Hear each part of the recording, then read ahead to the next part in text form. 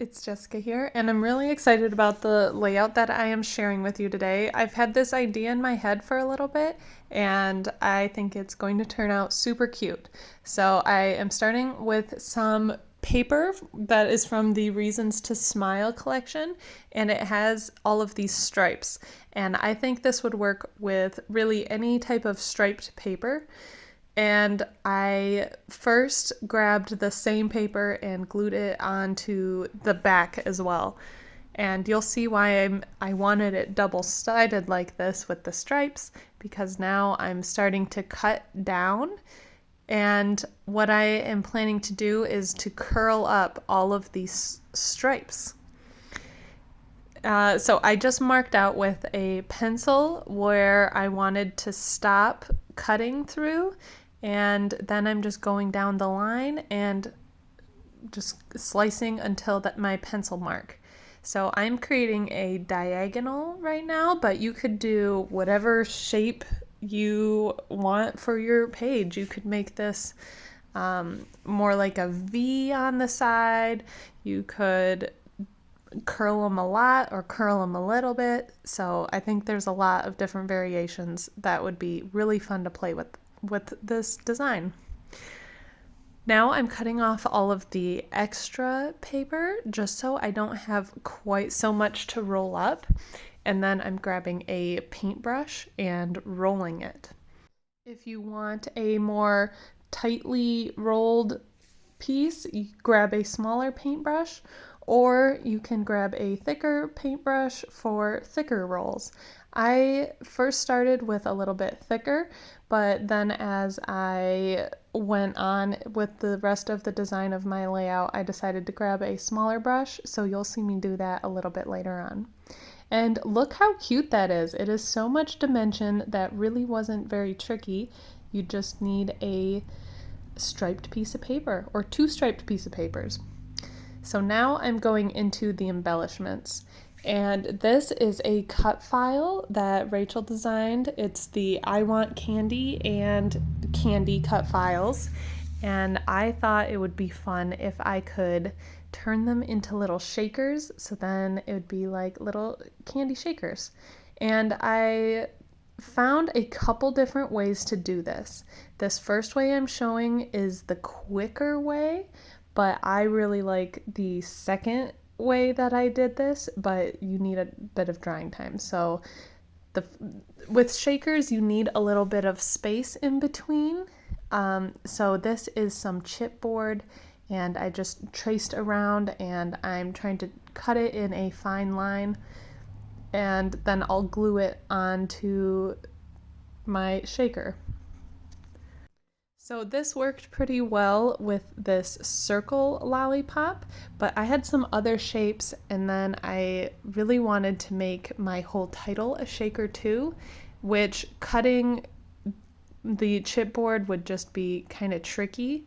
So that's when I'm coming up with another idea. So you'll see that.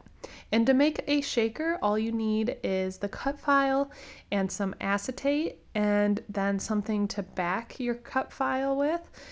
I got a pack of little origami papers, and it has 100 colors in it or something like that, and I've been using it a lot for little pieces like backing cut files and die cutting. So that could be a fun hack, because that way you don't need your whole stash of cardstock. You can just have some little origami papers next to you.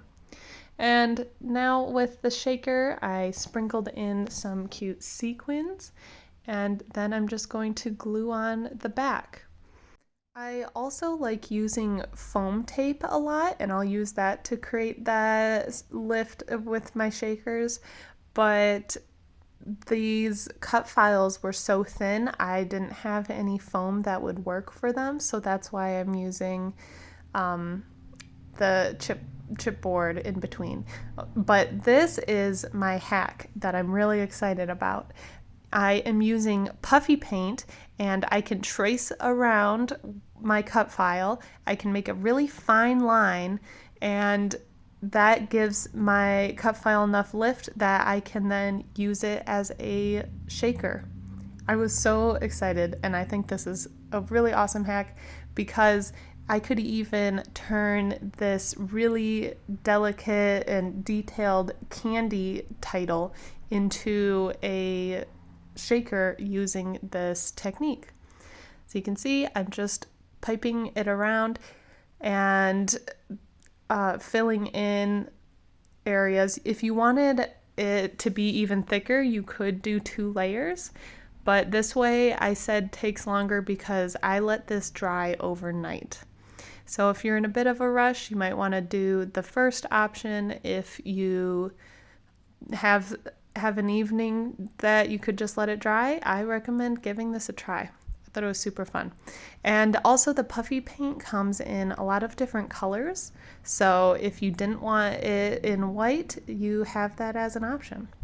Again, I'm sticking all of the sequins in here, and then I'm going to add some glue and go over it, and just like that, I've got a shaker title. Let me know in the comments which way you like to create a shaker.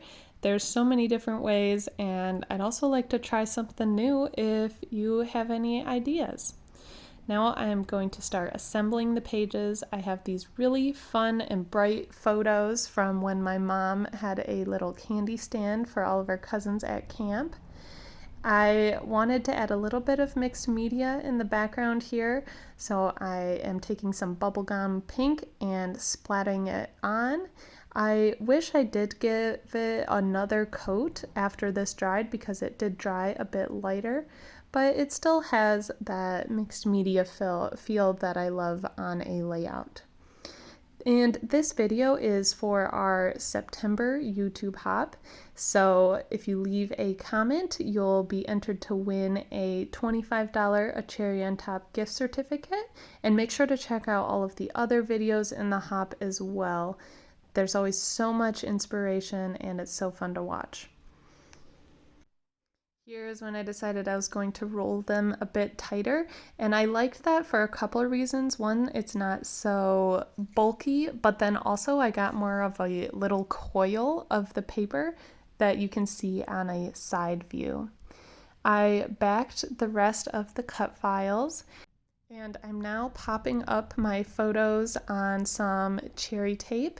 I debated if I wanted to matte this photo first, but I thought that because there was already so much white in the background and the photo is so bright, it stuck out fine enough without matting it.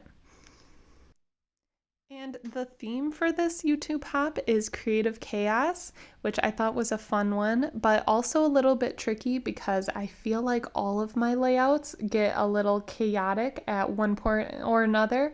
And I think that's just because I'm always trying something new and really not afraid to ruin a piece. And that's what I did again in this layout with testing out the puffy paint. And then it turned out I have a new technique that I can use on future layouts, and I always think it's worth the risk. At the end of the day, if I don't like how a layout turned out, I can reprint the photos and remake the layout. And it does happen fairly often that I do that. And I just think making a layout and trying something new is always so worth it. So I hope this has inspired you. Thank you for watching, and we'll see you back here next time.